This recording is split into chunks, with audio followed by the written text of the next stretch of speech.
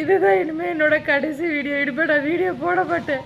ஏன்னா ஒரு பெண்ணா என்ன மாதிரி குண்டா உள்ள பெண்களுக்கு நியாயம் தீர்ப்பு கிடைக்கவே மாட்டேங்குது. ரெண்டாரவழி கண்ணுல தண்ணி வர மாட்டேங்குது.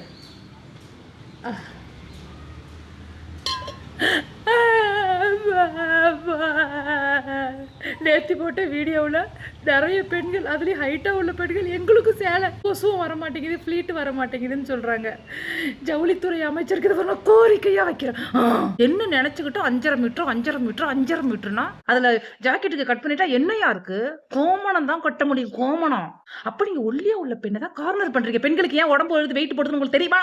நார்மல் டெலிவரி ஆப்ரேஷன் அதிகமாக தலைவலி, கால்வலி, முட்டி வலி, மண்டை வலி, கொண்டை வலி, தொண்டை வலி, எல்லா வலிக்கும் மாத்திரை ரெகுலரா, டிப்ரெஷன், நைட்டு ஃபுல்லா செல்லு பாக்குறது, பகல்ல படுத்து தூங்குறது, அதிகபட்சம் ஆபீஸ்ல உட்காந்துக்கிட்டே வேலை பாக்குறது. அந்த காலத்துல அம்மிக்கல்லு, ஆட்டாங்காலு, விறகடுப்பு, விவசாயம் அதிகமா இருந்தது, உழைப்பு அதிகமா இருந்தது.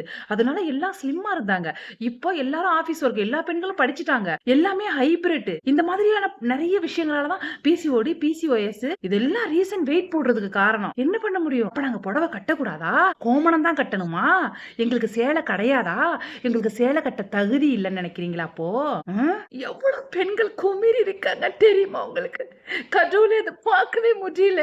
அவ்வளோ வேதனையை முன் வச்சிருக்காங்க. அப்போ அவங்களுக்காக குரல் கொடுப்பது யாரு? நான் மட்டும்தான். ஒரு பெண்ணுக்கு பெண் குரல் கொடுக்காம ஆறு கொடுப்பாங்க நினைக்கிறீங்க?